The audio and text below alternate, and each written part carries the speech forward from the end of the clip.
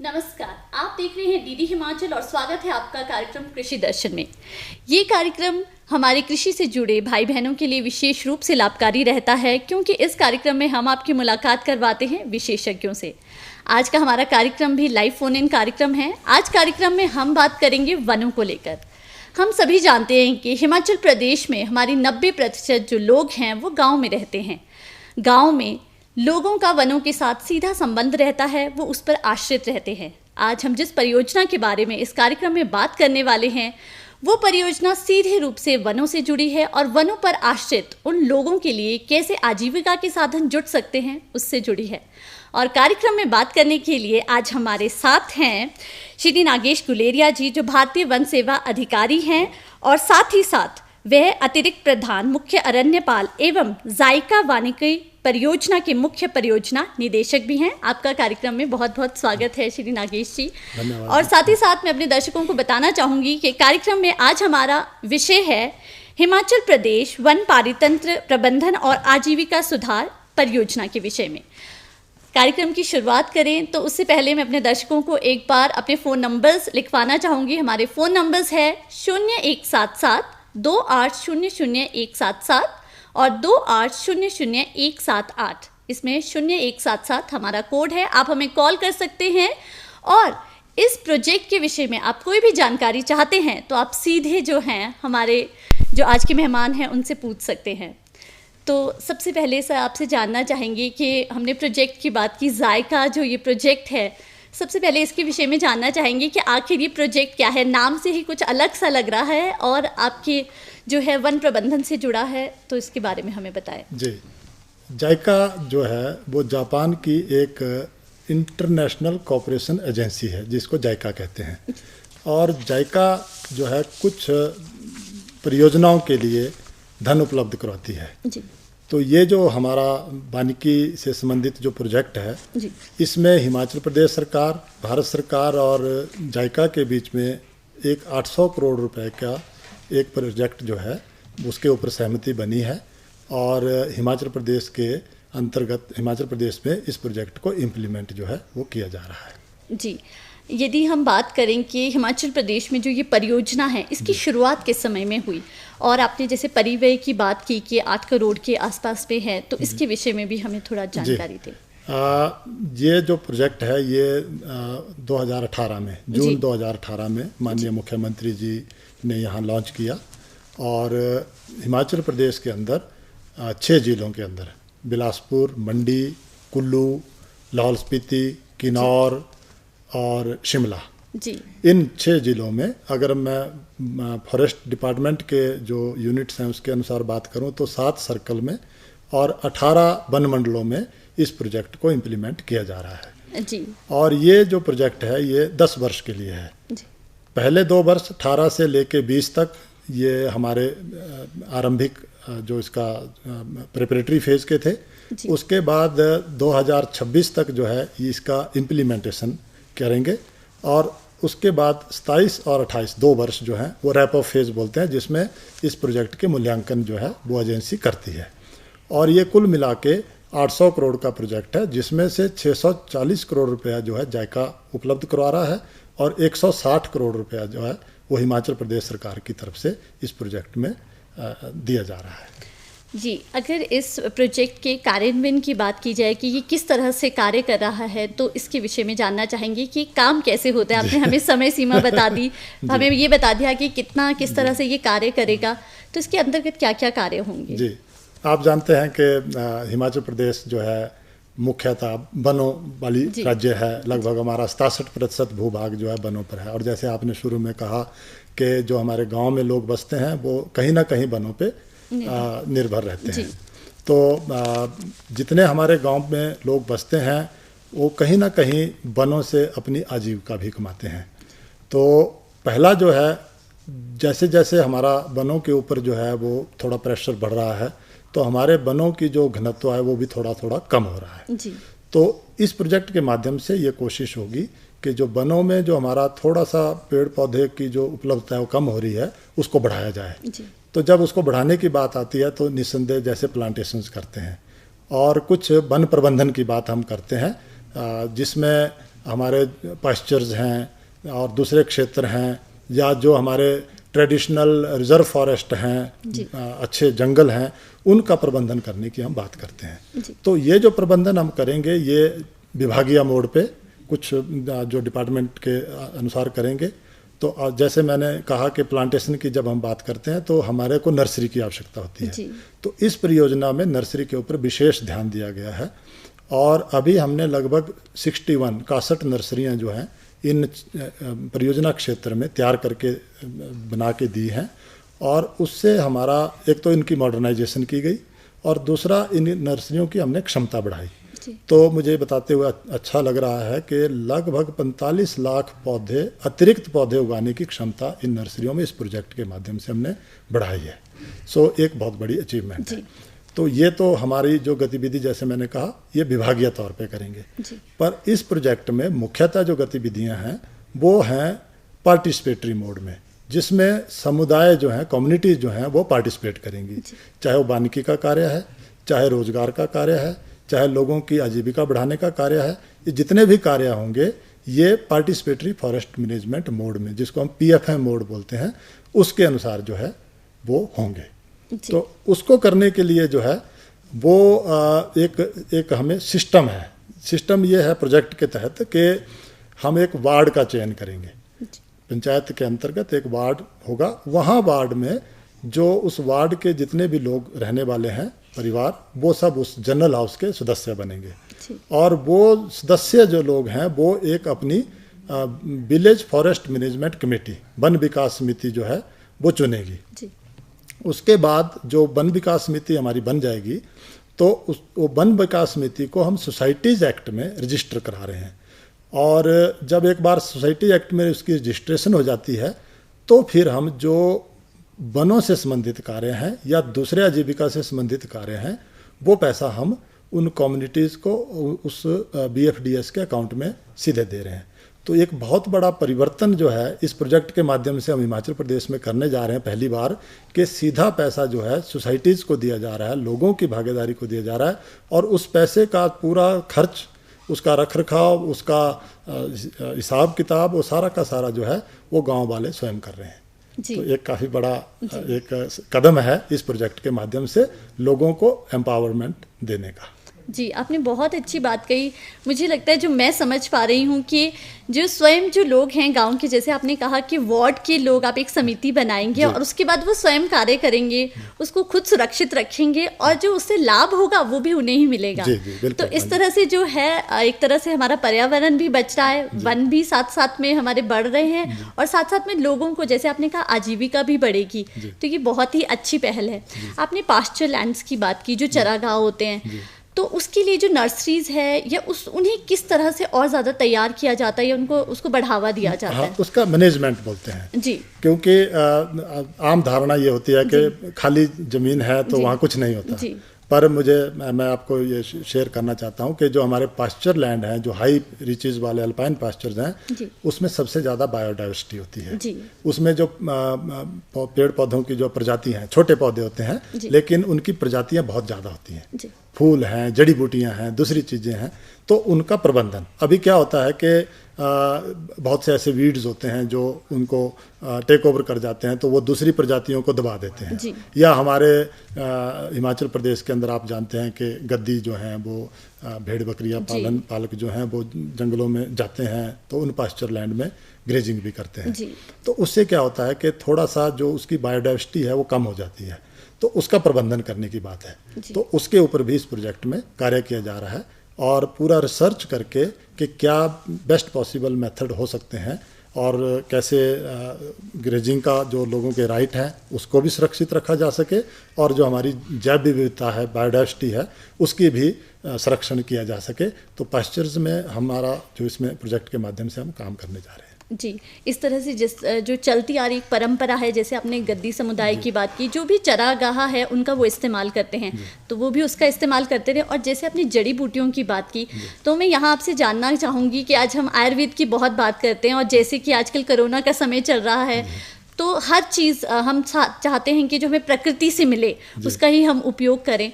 तो आपने जैसे बात की जड़ी बूटियों की, तो क्या इसके तहत जैसे आपने कहा कार्य तो हो रहा है, तो किस तरह से जो क्या आयुर्वेद में उन जड़ी बूटियों का इस्तेमाल हो सके उसके लिए क्या किया जा रहा है? जी, पहली बार ये हुआ कि जितने भी हिमाचल प्रदेश के अंदर प्रोजेक्ट आए उसमें इस प्रोजेक्ट में पहली बार इस बात को सोचा गया कि जो हिमाचल प्रदेश के जंगलों में, जैसे हिमालय में बहुत दुर्लभ जड़ी बूटियाँ होती हैं और कुछ लोग अपनी आजीविका कमाने के लिए इनका दोहन भी करते हैं और बहुत बार ये देखा गया है कि बहुत सी प्रजातियां जो हैं वो लुप्त हो गई और उनका संरक्षण करना भी ज़रूरी था। तो इस प्रोजेक्ट में जो है उसके ऊपर एक विशेष ध्यान दिया गया। उसमें 2-3 तरह की अप्रोच जो है वो हम फॉलो कर रहे हैं। पहला तो जो जड़ी बूटियाँ जंगलों में हो रही हैं उनको जंगलों के अंदर ही संरक्षण प्रदान किया जाए। तो इसके लिए जैसे मैंने कहा पास्चर इम्प्रूवमेंट है, दूसरे वानिकी जो क्षेत्र हैं उनमें इम्प्रूवमेंट करने की बात है। दूसरा जो है वो सबसे बड़ी चीज़ है कि जो गांव के लोग हैं जो जड़ी बूटियाँ लाके अपना रोज़गार कमाते हैं, तो हमने इस प्रोजेक्ट में ऐसे प्रावधान किए गए हैं कि उन लोगों को कुछ ऐसे क्षेत्र चिन्हित करके प्रदान किए जाएं, उनके हवाले किए जाएं जिस पे वो उन जड़ी बूटियों को लगा सकें और लगाने के बाद जो ग्रुप है वो उसका दोहन करे और उसको मार्केट में बेच के जो पैसा आए वो उन कम्युनिटीज़ को आपस में वो शेयर करें। तो एक अप्रोच तो ये है कि वो फॉरेस्ट लैंड पे जो है प्लांटेशन करें, उन जड़ी बूटियों को लगाएं। दूसरी अप्रोच जो कुछ लोग होते हैं जिनके पास अपने बगीचे हैं या अपनी खेती है या अपनी ज़मीन उपलब्ध है, सबके पास नहीं होती लेकिन जिनके पास है और वो लोग चाहते हैं कि हम स्वयं अपनी ज़मीन पे इस कार्य को करें, तो उनको हम वो टेक्नोलॉजी दे रहे हैं कि कौन सी जड़ी बूटी कमर्शियली वाइबल है, किसका क्या लाभ है, क्या उसका मार्केट रेट है और कैसे उसको लगाते हैं, कैसे उसको उसका जो यूज़ है वो निकाल के करते हैं और कैसे उसमें वैल्यू एडिशन करते हैं और कैसे उसकी मार्केटिंग करते हैं। तो ये सारी की सारी सपोर्ट जो है हम प्रोजेक्ट के माध्यम से करवा रहे हैं। तो ये जड़ी बूटियों का एक बहुत बड़ा काम मुझे लगता है कि इस प्रोजेक्ट के माध्यम से आने वाले समय में हिमाचल के लिए एक बहुत बड़ा योगदान जो है करने जा रहा है। जी, आपसे जानना चाहूँगी, आपने पंचायत के बारे में बात की कि हम एक वार्ड को चिन्हित करते हैं, तो क्या इस कार्य के लिए जो प्रधान है वो आपसे संपर्क करते हैं या जो आपके अधिकारी हैं वो जगह देखकर कि कौन से गांव में जो है ये कार्य किया जा सकता है, इस तरह से उन्हें चिन्हित किया जाता है? बड़ा अच्छा आपने प्रश्न किया। हमारा जो इस प्रोजेक्ट में कुछ क्राइटेरिया रखे हैं कि कौन से क्षेत्र को चुनना है। उसके लिए जैसे 2-3 मेन क्राइटेरिया हैं कि उस वन जो उसके आसपास, गांव के आसपास वन क्षेत्र कितना उपलब्ध है, क्योंकि जैसे मैंने कहा प्लांटेशन का एक हमारा मेन काम है। फिर दूसरा जो है एक क्राइटेरिया है कि उसके आसपास के जो वन हैं उनकी डेंसिटी का स्टेटस क्या है।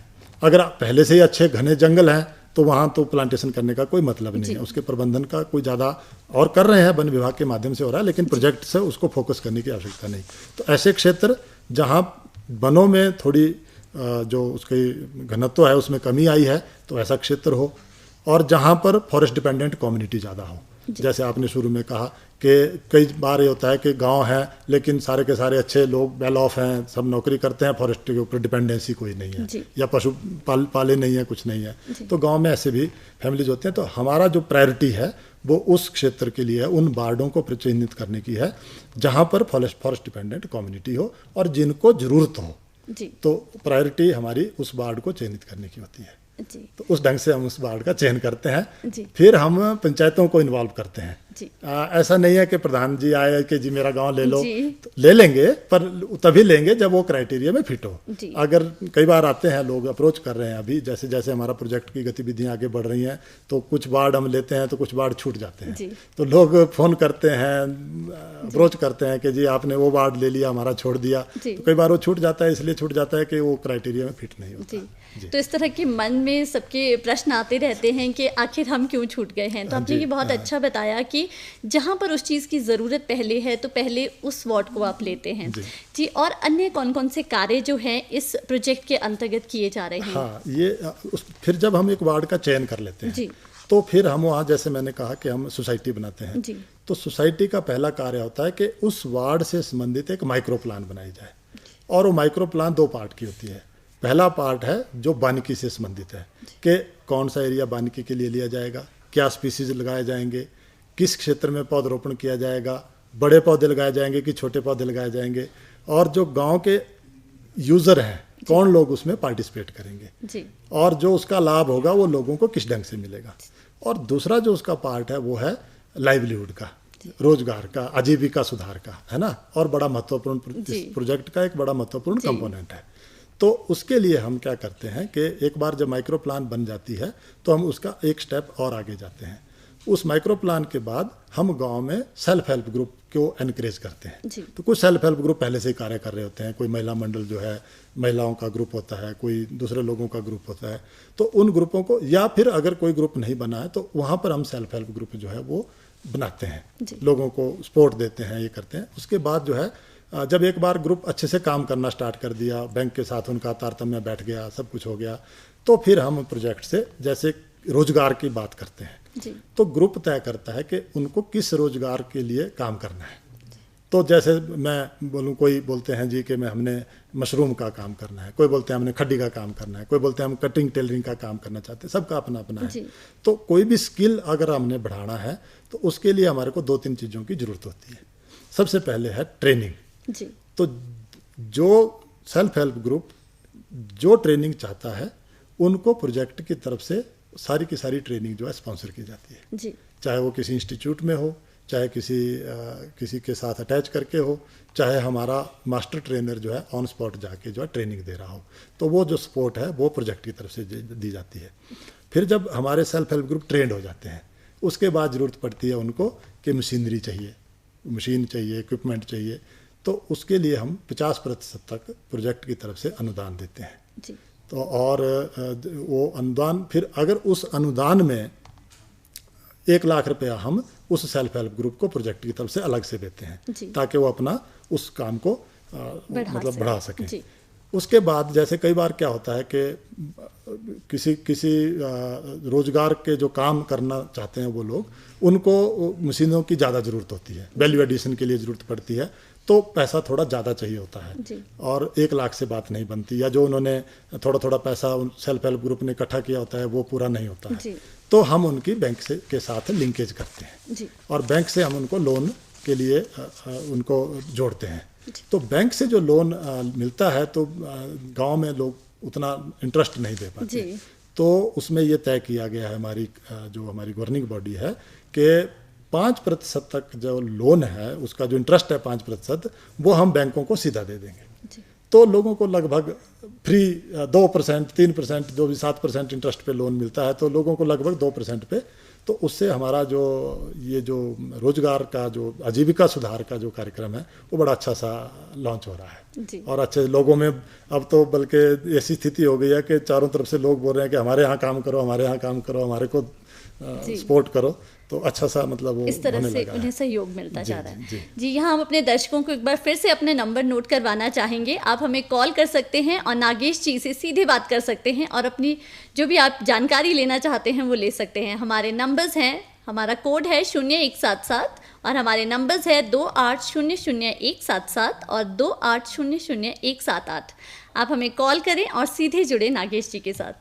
जी, जिस तरह से आपने कहा कि जो है एक तरह से आपने सहयोग कर रहे हैं, आपसे जानना चाहेंगे कि लोगों का रिस्पांस, आपने कहा कि वैसे तो बहुत लोग आगे आ रहे हैं, लेकिन जिस तरह से कार्यक्रम आगे बढ़ रहा है, आपकी जो ये प्रोजेक्ट है ये चल रहा है, तो आपने किस तरह का आप रिस्पांस देखते हैं लोगों का जो इस कार्य से जुड़े हैं? हाँ, ये बड़ा इंटरेस्टिंग है। देखो और मेरी भी इतनी वर्ष की 35-36 वर्ष की वन विभाग में सेवा हो गई जी।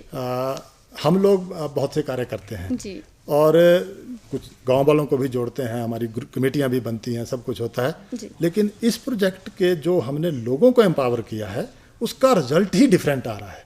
अब मैं आपको एक छोटा सा एग्जांपल दूं, कुल्लू में हम कितनी प्लांटेशनें करते हैं हर वर्ष, और हमारी सारी की सारी प्लांटेशन जो है वो रेन फेड होती है, बारिश होगी तो प्लांट बच जाएगा, नहीं होती तो नहीं बचेगा।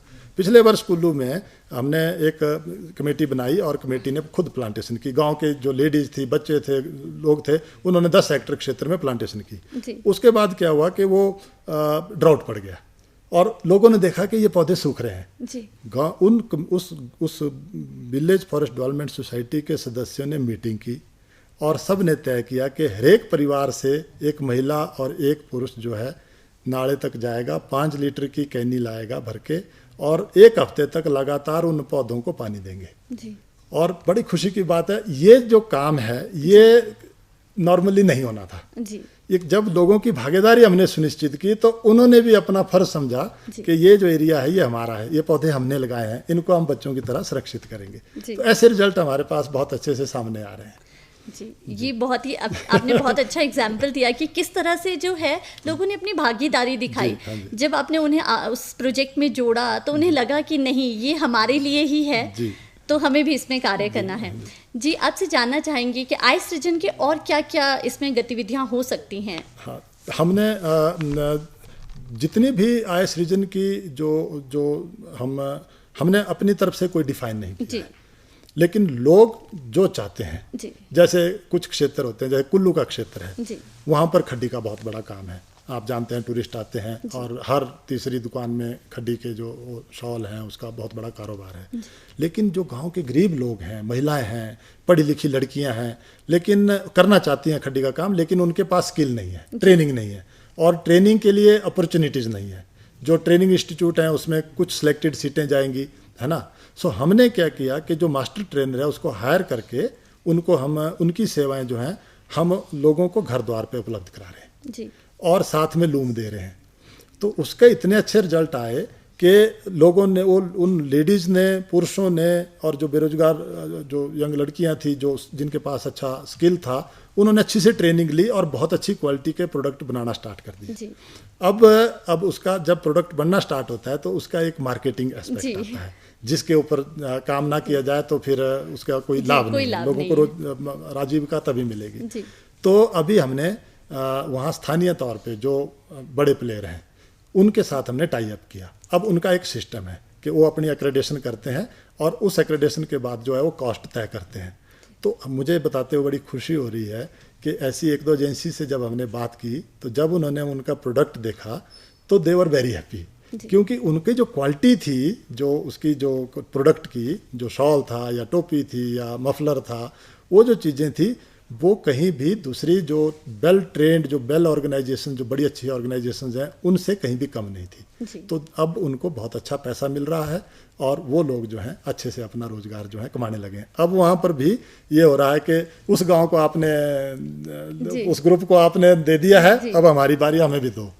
उसी तरीके से दूसरा अगर मैं बात करूँ, मशरूम की बात करूँ, जैसे हमारा मंडी, सुंदरनगर, बिलासपुर, ये जो क्षेत्र है, जोगिंद्रनगर का क्षेत्र है। मैं आपको यहाँ रोकना चाहूंगी, हमारे साथ हमारे एक दर्शक जुड़ चुके हैं। हेलो। हाँ जी, हाँ जी, हाँ जी। हेलो। हेलो। हाँ जी, आप अपना नाम बताएं और बताएं आप कहाँ से बोल रहे हैं। मैं चौपाल से बोल रहा हूँ, मेरा नाम LR नामता है जी। आप अपना प्रश्न पूछ सकते हैं। हाँ जी, आप अपना प्रश्न पूछ सकते हैं। पूछ सकते हैं जी। हाँ जी, मैं चाहता हूँ जैसे अभी तक सारी गतिविधियाँ चीफ साहब ने बताई है। हेलो। हाँ जी, हाँ जी, आप बोलिए। हाँ जी, फॉरेस्ट के बारे में बताया है, लेकिन सबसे पहले सवाल हमारा ये है जो भी प्लांटेशन है, जो भी आप प्लांटेशन है, आय के बारे में उसका क्या वो है? आय के बारे में ये जानना चाहते हैं अभी जिस तरह से आपने बात की थी जी। तो मैं ये बताना चाहता हूँ कि प्लांटेशन, जैसे हम देवदार के प्लांट लगाएं या दूसरे स्पीसीज के प्लांट लगाएं, बान लगाएं या चुल्ली लगाएं, तो उसमें थोड़ा समय लगता है जी मैच्योर होने में। तो उसकी आय तो मुझे लगता है 40 साल 50 साल बाद आएगी। लेकिन जैसे मैंने जड़ी बूटी की बात की, तो जो कम्युनिटी है अगर वो चाहें तो जो 10 हेक्टेयर का एरिया उस गाँव के आसपास हमने क्लोज किया है, तो उसके अंदर जो है वो जड़ी बूटी लगा सकते हैं। और जड़ी बूटियों का हम उनको पूरी टेक्नोलॉजी देंगे, पूरी उनको सिखाएंगे कैसे लगानी है और कैसे उसका दोहन करना है, कैसे उसको सुरक्षित करना है, कैसे उसका पैकिंग करनी है। तो वो अगर इनके गांव के आसपास कोई अगर हमारी BFDS बनी है तो वहाँ पर ये जड़ी बूटियों को लेके अपना जो कार्यक्रम है वो कर सकते हैं। उसकी जो आय है वो आपको 1 साल 1.5 साल में आना शुरू हो जाएगी। जी, मुझे लगता है आपको आपके प्रश्न का उत्तर मिल गया होगा। कार्यक्रम में कॉल करने के लिए आपका बहुत बहुत धन्यवाद। जी। तो हाँ जी, हम बात कर रहे थे तो जैसे हमारा निचले क्षेत्र है मंडी वगैरह के, तो वहाँ पर मशरूम के ऊपर बहुत बड़ा काम हम कर रहे हैं जी। और मुझे बताते हुए हर्ष हो रहा है कि हमने एक सेल्फ हेल्प ग्रुप जो था वो महिलाओं का पिकअप किया और कृषि विज्ञान केंद्र सुंदरनगर के माध्यम से उनको हमने ट्रेनिंग दी, ऑन स्पॉट जाके ट्रेनिंग दी और उन्होंने उसके वो बंडल जो है बना के उसकी प्रोडक्शन स्टार्ट हो गई। वो इतनी एक्सपर्ट हो गई महिलाएं कि जो हमारे दूसरे जिलों से कृषि विज्ञान केंद्र में ट्रेनिंग लेने आते थे, ट्रेनिंग लेने ग्रुप आते थे, अब उन्होंने कृषि विज्ञान केंद्र वालों ने उन ग्रुपों को उस महिला मंडल के यहीं भेजना स्टार्ट कर दिया कि आप वहाँ जाओ, वहाँ आपको प्रैक्टिकली करके बताएंगे। और वो इतना पॉपुलर हो गया है अब हमारा कार्यक्रम कि अभी हमारे कम से कम 8 ग्रुप जो हैं हमारे ही प्रोजेक्ट क्षेत्र में वो बड़े जोर शोर से मशरूम का काम जो है करने जा रहे हैं। अभी सरका घाट में भी परसों चौथ की बात है, वहाँ एक ग्रुप बना और किसी तरीके से कोविड की वजह से हम उनको वो स्पोर्स सप्लाई नहीं कर पा रहे थे, सीड। तो वो लोग बार बार बोल रहे थे कि भाई हमने इस कार्यक्रम को स्टार्ट करना है, आप हमारे को दो। तो हमने स्पेशली गाड़ी भेज के सोलन कंडा घाट से जो मशरूम का जो इंस्टीट्यूट है वहाँ से स्पोर्स लिए और सरका घाट में अब वो बड़े लार्ज स्केल पे जो है वो लोग जो है उसको करने जा रहे हैं। अब प्रश्न ये आता है कि जो हम खुम्ब की खेती करते हैं तो खराब होने का भी खतरा रहता है, तो हमने उसमें अब वैल्यू एडिशन की बात कर रहे हैं कि उसको ड्राई करके ताकि मार्केट में एक्सप्लॉइटेशन ना हो। अभी आपने सुना होगा कि जब कोविड काल था तो मशरूम का 40 रुपये किलो था, ऐसे 200 रुपये किलो बिकता है। तो हमने कहा कि भाई ठीक है, एक तो वो स्पीसीज लगाई जाए जो ज़्यादा देर तक चले, खराब ना हो। जैसे ढिंगरी मशरूम हम उसमें इनकरेज कर रहे हैं। बटन मशरूम का ड्यूरेशन कम है, ढिंगरी मशरूम की थोड़ी ज़्यादा है। फिर हमने कहा कि ये जो ढिंगरी मशरूम है इसका पाउडर बनाया जा सकता है जो सूप के लिए जाता है और बड़ी बड़ी कंपनियां इसको खरीदती हैं। तो वो मशीन, वो ड्रायर और वो सारा वैल्यू एडिशन चेन जो है वो प्रोजेक्ट की तरफ से हम ट्रेनिंग सारी उनको उन लोगों को ट्रेनिंग, ये सारे के सारी चीज़ें हम प्रोजेक्ट की तरफ से करने जा रहे हैं और लोगों की आजीविका को मुझे लगता है कि इससे बहुत बड़ा बूस्ट मिलने जा रहा है। तो हमारे कई जगह जो है प्रोडक्शन स्टार्ट हो गई। इसी तरीके से हमारी पत्तल बनाने की है, आप जानते हैं जो पत्तल का तो ऐसे पत्ते लाके उसको ये करते हैं, वो 40-50 पैसे की पत्तल बेचारे गरीब लोगों को मिलती है। वहाँ हम एक मशीन दे रहे हैं, कंप्रेसिंग मशीन। वो एक तो उससे 2-3 लाभ हैं। एक तो उसकी पत्तल जो है ख़राब नहीं होगी, वो ड्राई हो जाएगी। दूसरा जो है वो अच्छी शेप में आ जाएगी तो उसकी वैल्यू ज़्यादा मिलेगी, 2 रुपये की पत्तल मिल जाएगी। और लोग आजकल पसंद करते हैं कि डिस्पोजेबल पत्तल हो तो उसमें खाना पसंद करते हैं और हमारे पर्यावरण को भी नुकसान नहीं होगा। तो ये इस टाइप की हम कई लिंकेज जो हैं लोगों के साथ कर रहे हैं। और एलोवेरा है, जैसे मैंने जड़ी बूटियों की भी बात की, हमारे पास कम से कम 3-4 ग्रुपों से अभी डिमांड आ गई है कि हम अपने प्राइवेट लैंड पे एलोवेरा की खेती करना चाहते हैं। आप हमारे को, हमें वो नहीं मिलता, बीज नहीं मिलता, आप हमारे को सपोर्ट दो। तो अभी हमने कुछ ऑर्गेनाइजेशन से टाई अप भी कर रहे हैं और अभी हम लोगों को वो एलोवेरा के जो प्लांट्स हैं वो उपलब्ध करा रहे हैं। इस बरसात में मुझे लगता है कि हम कम से कम 10 हेक्टर एरिया पर प्लांटेशन करने जा रहे हैं और आने वाले समय में एक बहुत बड़ा उनको लोगों को इसका लाभ मिलने जा रहा है। तो ऐसे कई चीज़ें हैं जो हो रही हैं, अच्छे से उसके रिजल्ट भी आ रहे हैं। तो लोग उसमें, अब सबसे बड़ी बात यह है, हमें अच्छा इसलिए लग रहा है कि इस प्रोजेक्ट के जैसे जैसे लोग इसको समझ रहे हैं। शुरू में लोगों को लगता था कि भाई ये क्या है? कि भाई फॉरेस्ट का है, जंगल में होगा, कुछ पता नहीं। लेकिन अब जैसे जैसे हम लोगों के साथ भागीदारी सुनिश्चित कर रहे हैं, गांव में जा रहे हैं, हमारी टीम जा रही है, लोगों को इकट्ठा कर रहे हैं, उनको समझा रहे हैं, तो लोगों को बड़ा अच्छा सा रिस्पांस, विशेष तौर पे महिलाओं का बड़ा अच्छा रिस्पांस। मैं भी कई जगह गाँव में जाके मीटिंग करने के लिए जाता हूँ तो मैं देखता हूँ कि पुरुषों के मुकाबले महिलाएं और ज़्यादा पार्टिसिपेट उसमें करना चाहती हैं, क्योंकि महिलाओं में एक, पुरुष तो किसी तरीके से शहर में जाके रोज़गार कमा लेता है, तो महिलाएं वहीं अगर स्थानीय तौर पे उनको रोज़गार मिलता है तो वो उससे बड़ी चीज़ और कुछ नहीं हो सकती। और उससे उनकी भागीदारी जो है वो काफ़ी अच्छी ढंग से हमारे को सहयोग भी मिल रहा है। तो मुझे उम्मीद है कि ये जो गतिविधियाँ हैं हमारा अच्छा सा रिजल्ट लेके आएंगी। जी, आपने बहुत अच्छा कहा कि जिस तरह से मेरे मन में भी ये प्रश्न था कि आपने जिस तरह प्रोजेक्ट की बात की तो मुझे लग रहा था कि ये वन से ही जुड़ा है, लेकिन जिस तरह से आपने आगे बताया हमें कि इस पे जो है कितनी तरह के कार्य किए जा रहे हैं, किस तरह से आप लोगों को सहयोग कर रहे हैं, और साथ ही साथ जो है इससे हमारी जो आजीविका के साधन हैं वो भी बढ़ रहे हैं। और जैसा तो आपने कहा कि जो महिलाएं हैं वो बहुत ज़्यादा उनका रिस्पॉन्स मिल रहा है, वो तो मुझे लगता है बहुत ही अच्छी बात है। एक तरह से आपका जो कार्य है वो सफल हो रहा है। जी जी। हमारे दर्शक यदि और इस कार्यक्रम के विषय में कुछ जानना चाहते हैं तो वो जो वेबसाइट है उस पर भी लॉगिन कर सकते हैं। जो हमारी वेबसाइट है वो है zikahpforestryproject.com। हमारी स्क्रीन पे भी जो है वो आपको ये नज़र आ रहा होगा। आज कार्यक्रम में बस इतना ही, और मैं नागेश जी का बहुत बहुत धन्यवाद करना चाहती हूँ इतनी अच्छी जानकारी देने के लिए, हमें अच्छे से ये प्रोजेक्ट समझाने के लिए। मैं आपका धन्यवाद करना चाहता हूँ, इस एक माध्यम हमें मिल गया। हम तो गांव-गांव में जाके लोगों को समझाते हैं, एक बहुत बड़ा प्लेटफॉर्म मिला, मुझे लगता है कि लोग इससे लाभान्वित होंगे। जी ज़रूर। आज कार्यक्रम में बस इतना ही, हमें दीजिए इजाज़त, नमस्कार।